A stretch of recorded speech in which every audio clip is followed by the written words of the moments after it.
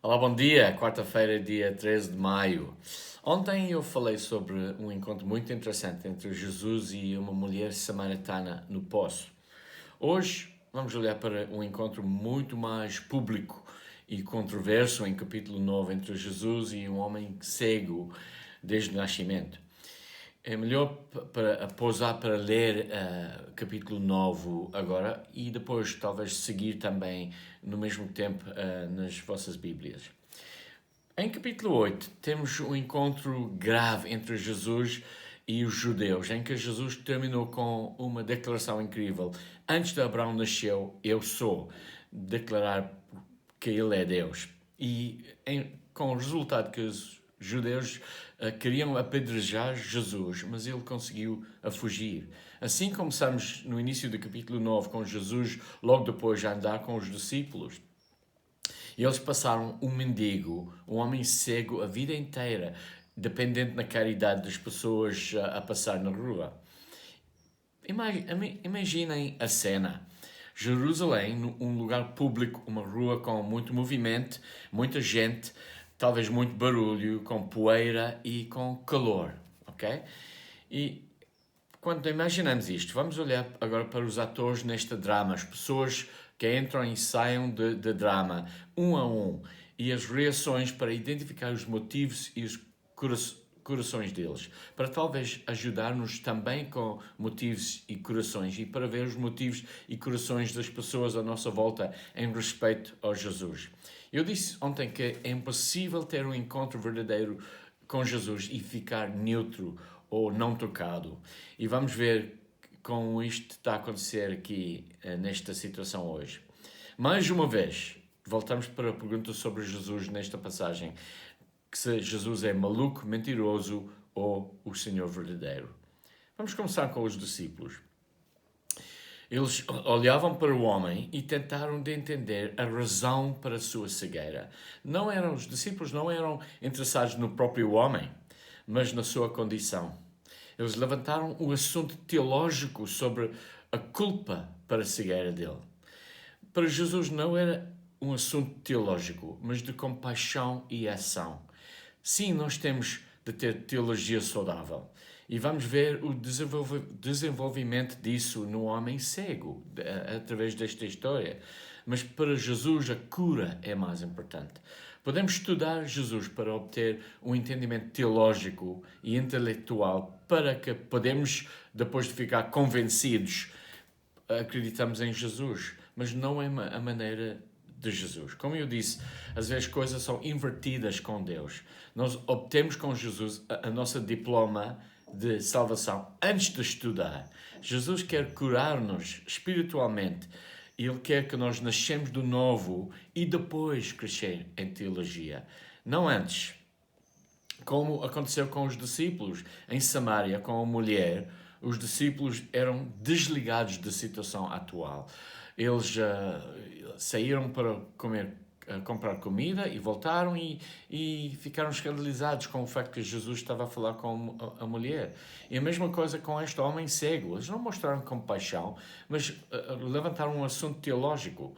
Também nós, às vezes, somos capazes de viver desligados da realidade do mundo à nossa volta, dos sofrimentos e dificuldades das pessoas ao nosso redor. 2. Os vizinhos. Os vizinhos eram céticas. Eles conheceram o homem, mas não o reconheceram depois da cura.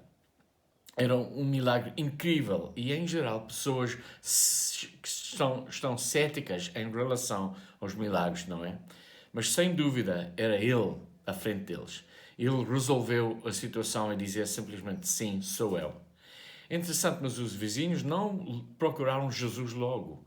Eles levaram o homem aos fariseus, provavelmente por causa do medo, porque isto aconteceu num sábado e eles temiam as autoridades religiosas. Cetismo é uma das atitudes mais comuns acerca de Jesus. Pessoas não são confortáveis com perguntas sobre Jesus, porque se ele é verdade, pode ser necessário para eles tomar uma decisão em relação a esta verdade, não é? E o que é que os outros vão dizer? Muitas vezes a pergunta: uau, o que é que os outros vão pensar de mim se eu muda a minha religião para seguir Jesus? Pessoas ficam com medo e são céticas sobre isto. E número 3, os fariseus. Os fariseus eram zangados e a sua raiva manifestou em descrença, preconceito, ciúmes e plena oposição. Quando qualquer religião ou pessoa religiosa quer manter o status quo, temos respostas e reações assim. Jesus sempre desafiou o status quo religioso e nos nossos corações nós passamos pelo mesmo desafio, ok? Nós temos os preconceitos, ideias religiosas, mas muitas vezes em Jesus é bem diferente e nós não queremos mudar ou aceitar ideias diferentes, mesmo quando é verdade. Mas realmente os fariseus ficaram tão zangados. Porquê? Porque com este milagre Jesus estava a cumprir uma das profecias messiânicas para confirmar a sua identidade divina. Em Isaías 42, 6 a 7, a profecia é assim: Eu, o Senhor, o chamei para a justiça, segurarei firme a sua mão, eu o guardarei e farei de você um mediador para o povo e uma luz para os gentios, para abrir os olhos dos cegos, para libertar da prisão os cativos e para livrar do calabouço os que habitam na escuridão. Estou a aprender muito português aqui. Desde o livro de Gênesis até neste milagre em João capítulo 9, nunca aconteceu que alguém abriu os olhos de um cego. Mesmo o homem cego, em frente dos fariseus, reconheceu isso, em versículo 32. Ninguém jamais ouviu que os olhos de um cego da nascença tivessem sido abertos. E os fariseus ficaram sem resposta. Jesus estava a revelar e provar a própria identidade. E eles ficaram sem resposta, mesmo no meio da situação. Assim, eles odiavam Jesus cada vez mais, porque estava à sua frente o homem curado, sem dúvida nenhuma. Mesmo assim, na perspectiva deles, era impossível para que Jesus era o Cristo, o Messias, porque ele não alinhou com os preconceitos, tradições e teologia errada deles. Teologia, religião, mas com erros que eles aceitaram. Jesus chamou-lhes, em capítulo 8, mentirosos e filhos do diabo. A razão para o ódio é óbvio. E vamos terminar com os pais. Os pais estavam com medo. Eles se tornaram cobardes, simplesmente, por causa do medo de ser excomungado da sinagoga. Para ser expulsado da sinagoga era uma desgraça total da sociedade e era parte do poder dos fariseus de expulsar alguém.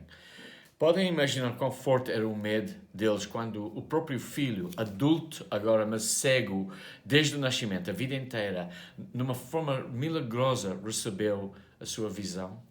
Eu não consigo imaginar. Infelizmente, nós também estamos preocupados demais com as opiniões dos outros e da sociedade.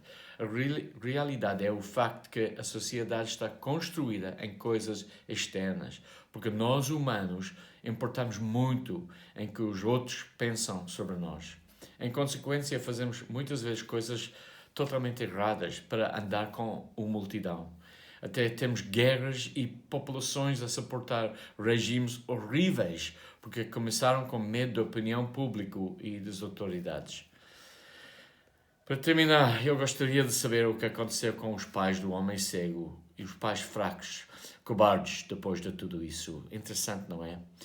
Amanhã vamos continuar com o capítulo 9 e vamos ver o homem cego, a situação dele e a situação de Jesus em tudo isso.